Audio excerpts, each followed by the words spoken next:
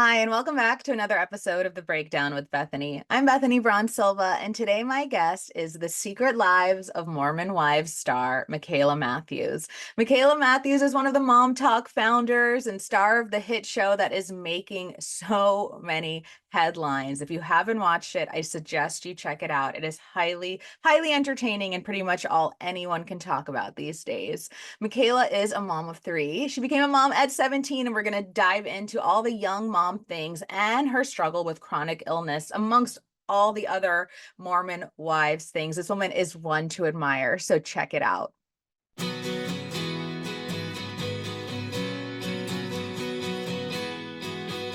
Mikayla, thank you so much. I can't even imagine like the whirlwind your life must be right now, like with three kids. I know they're young, but back to school, the success of the show, the kind of like controversy surrounding the show. Let's start by like just like checking in mom to mom, like how are you doing with everything? I feel like I've been pretty good. My husband lost his job right after the trailer came out, and so it's been kind of nice to have him home. Like obviously it's a horrible, tragic thing that happened, but I feel like in the grand scheme of it, it's kind of been nice because we've been so busy, and even while filming, there were so many times where every single time I had to do something for filming, he was working, and we don't have like a nanny or like set babysitters, so it was kind of on me to help orchestrate finding a babysitter and then also filming and doing social media. So it's been more nice having him here, but it's definitely been, we've just been traveling back to back to back. I So it's been a lot. I can relate a little bit. My husband is in law enforcement and retired young-ish at 40, and having him home for the last 6 months has been game changing. Although I don't know, I kind of wish he had more to do. I know. It's nice for them to still have hobbies because it's like, it's nice to get away from your husband. It's healthy for the relationship to take breaks every once in a while. Like I feel like the times that we'll get in fights is when we're together like 24/7. So I'm like, we need a break. It's nice to have that break sometimes, but yeah, it's definitely nice to have him home. It makes things a lot easier. Absolutely. So the show premiered on the so when we're recording this interview, the show premiered on Friday. It is Monday. So you've had like the weekend. I know people have been talking about it for months, but you've kind of like had the weekend to like get some feedback, see what people are saying online. I mean, this show is really like I feel like changing the game, right? Because it's sort of has a lot of controversy, but at the core of it is like these women who are mothers and wives and very, really like loving, wholesome women. So that's my take on it at least. So I would love to know, like two or 3 days now since the premiere, where is your head at and how are you feeling about everything? Honestly, I feel great. I wasn't in the show too much, so I don't feel like I got a lot of backlash. So any backlash I do get, I'm like, okay, whatever. Like I barely said 5 words, so it's probably not very valid. But I think it's just so fun. It's fun to actually watch the show because a lot of the time I don't know what half the girls were filming. Like we were so busy filming our own little stories. And then we just never really talked about it because we're like, when we were together, we were filming. And then after that, we're like, I don't want to talk anymore. So it's fun to see it play out and how everything's edited. I think it's just fun because there's something for everyone. Like you said, like there's a lot of wholesome drama. That's what's I think it's so funny. People are like there's wholesome drama, like there's baby blessing drama where other people have a lot more dramatic, you Sure. know, fights. I feel like ours are a little more wholesome about like the church or baby blessings. But yeah, it's definitely been a lot. I know a lot of the girls or a couple of the girls have been going through a lot more with the Yeah. backlash. But yeah, I think it's just really exciting for everyone and having everything finally come together and finally be out is kind of surreal. Yeah, and I know like throughout, the clips that I've seen and the first episode and all of that, a lot of guys you guys are talking about the group, right? Like the sort of like the group is so important. The mom talkers, like the kind of like the original core group and like this could affect the group. How and I think, obviously female friendships are so important and especially as moms, it's really important to find your village. Is that still the dynamic? Are you guys still feeling like you have each other or like even in the creative aspects and things like that?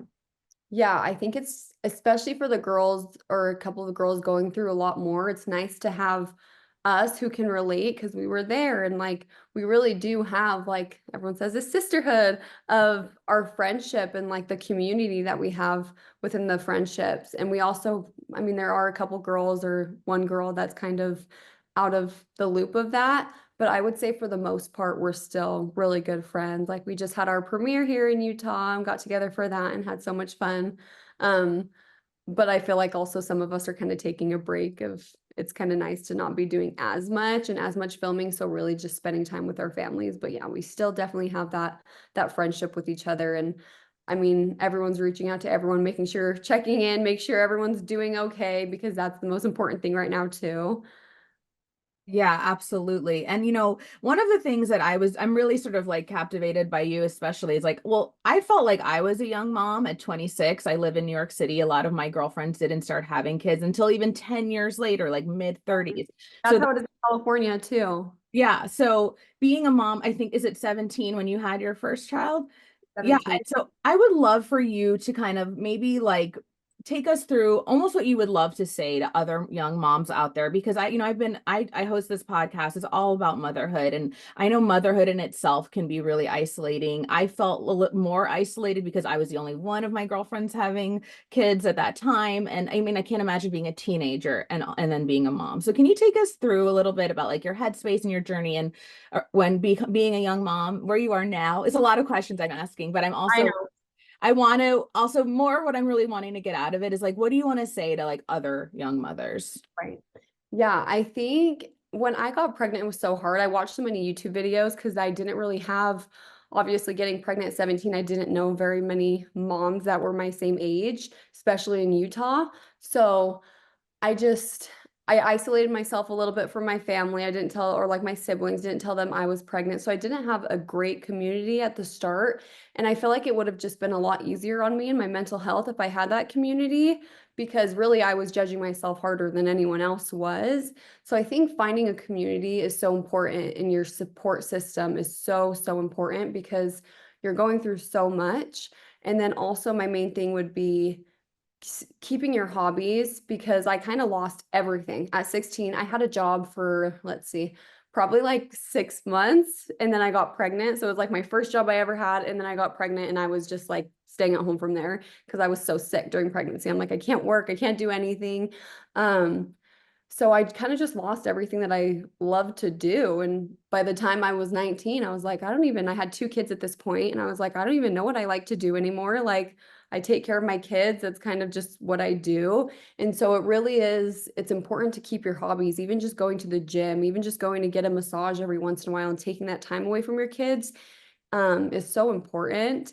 And then once I got into Mom Talk, those were like my first friends that I've had since high school. Like I have maybe like two or three friends from high school that'll still message every once in a while, but getting pregnant at 16, it's like I didn't really have any friends, and I don't know if that was them just being like we don't want to be associated with that, or just not knowing how to navigate the situation. Like I also want to give them grace, because if my friend got pregnant, I feel like I wouldn't know how to handle it as a 16-year-old.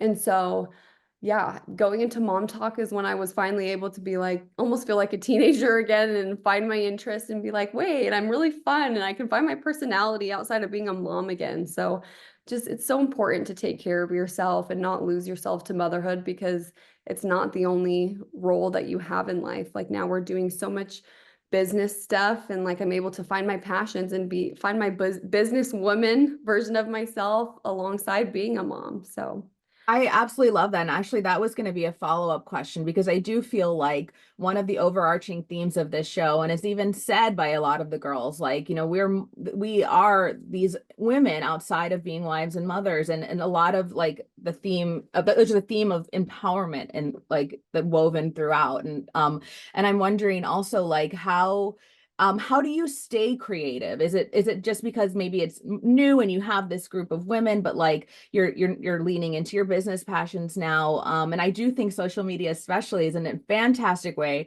for mothers to create businesses of their own and pursue passions. And it looks like you're doing that. Can we just expand on that a little bit more if you don't mind? I that was like, so I didn't have a job from 16 up until I started TikTok at the end of 2019. So I was 19 at that point, almost 20.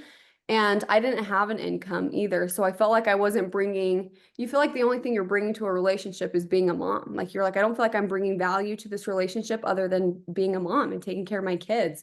And so Yes, finding my own, like getting into business and making money and finding what I like to do. Like I love, obviously I still have hard days. I feel like anyone who does content creation or social media, it's really hard to stay motivated and having creativity. And so I do have ruts for like a couple weeks at a time where I'm like, "Oh, I don't know what to make." Like I just feel down. Or like when it's your job and you're getting paid and you're not getting brand deals, you feel kind of like, oh my gosh, it's kind of humbles you for a second. And you get scared because social media is it's not a consistent pay. And Yeah. so it kind of motivates me to also stay more creative because I'm like, I want to make the most money for my family and get us in a good place and have all our dreams come true. So, yeah, I think I just have that. And now with my husband not having a job, I kind of have that extra motivation to like, well, I need to make this work. Yeah, I get that. I get that entirely. And another thing I really admire about you, and I have a chronic illness. I'm a type 1 diabetic, and I talk to moms all the time who Yeah. have similar ailments, right? Or not even similar, but maybe have chronic illnesses, things like that. I talked to Jamie Lynn Sigler, who's has MS, and she just launched a podcast with Christina Applegate about that. And I always am curious about navigating chronic illness while raising little ones because we talk a lot about self-care, right? And that's so important. But sometimes it's beyond that, right? It's like actual, I need to care for this illness or I can't care for anybody. And you've been really open about that. So I'd love to hear just a little bit more about that. Yeah, it's really hard with what I had because I had head to toe skin rashes and pain like constantly. And so there wasn't a lot of self-care that could do. I remember when Christmas came, it was still at kind of like the peak of my chronic illness. And I was like, I don't even know what I want for Christmas because all I love makeup, I love beauty, I love skincare, I love clothes and fashion. But going through chronic illness, it was like all of that was stripped away. And so I really lost myself even more. And then outside of being a mom too, like I couldn't take care of my kids every day. I couldn't get up out of bed and take them to school. And so there was a huge mental aspect of it too. And like, I don't think people realize with chronic illness that your quality of life really can go so low because you can't do your everyday tasks or the things that you should be doing. Like, I'm like, I should be taking my kids to school. I should be doing this, but I just can't do it. And so it was a really big mental battle. And then on top of it, you're on so many medications and you're chemically imbalanced. And I was on like 3 medications and going through steroid withdrawal. And that's even harder on your mental state. I know steroids are really hard on your mental state when you're withdrawing. So yeah, that was really hard. And then there was the aspect of filming a TV show and having to film up or to show up and film every day and be on a nationwide international TV show and people dissecting that. And I still get so many comments being like, "Oh, what's happening?" Or "Oh, she looks different." And "Oh, she looks sick." And I'm like, "Well, I am sick. I've gone through so much in such a short period of time." And I think with chronic illness, it's very common that you just go like this in a really short amount of time. Like you can be amazing one day and then 2 weeks later you're at your lowest. And so I feel like people really saw that in the show because you go back, I try to stay out of the drama anyways, but I was really just like disassociated. Like I was not present because I was just not there mentally and I was just in so much pain every day filming from my skin. I had full body nerve damage at the time and I couldn't really sit there and be comfortable. So really I kind of had the attitude where I was like, I really don't care what's going on with the drama because yeah, chronic illness really does just consume your whole life and it's debilitating for people. And I think it's really important to bring awareness to it because I especially have found such a community on social media. I get so many messages and it's kind of like a curse at the same time because I go down too many rabbit holes because you're so desperate when you have chronic illness to find anything that'll work. So I've tried 1,000 different things that haven't worked, and it's almost more frustrating um, not having answers of what it is exactly either. And I think people with chronic illness can also, I feel like, agree with that and resonate with that because people go undiagnosed for so long and almost gaslit by doctors into thinking, well, maybe it's in your head or maybe it's this or this or this. And I think it's important to bring awareness to it because it is a serious issue, especially in the last 10 years. I feel like the chronic illness rates have just spiked up insane. And I don't feel like we're talking about it enough. So yeah, I hope to bring more of that to season 2 and share more about my story because I really think it's so important. And I just wish I had more people talking about it that I can also hear from as well. I love that. I mean, I think it's you've already resonated with so many people, so I can't imagine like what it will be like in more episodes and more seasons to come. And just to kind of wrap things up, there's we talked about this a little bit. Like, there's so many levels to this show. Like, there's like the sisterhood, the empowerment, the religious aspect, the motherhood aspect, the husband and wife aspect. But what are you really hoping people get out of this show? Like, when they finish, they sit down, maybe they binge it season, I don't know, but like when they finish that last episode, what are you really hoping people take away? Man, I think people went into it from the trailer thinking the worst. Like they're thinking it's just going to be swinging drama. It's just going to be bashing on the church. But really, I think for us, aside from women empowerment, we're all breadwinners. We all want to share that with people and like chase your dreams, follow your goals. Like you can do it. You're not just a mom. Um, but also just having those hard conversations. I feel like there were so many hard conversations of sex and religion and motherhood in the show, and people are like already realizing, oh, these girls have so much depth to them, and it's not just a surface level, like they're making all these dancing TikToks and put together and have Utah curls and makeup done and all these different things. So I just want people to really take a human aspect from it and realize that they do have a community, and I want them to watch it and realize that we're like their best friends. I want them to feel like we're their best friends. And um, yeah, I I just, love I, that.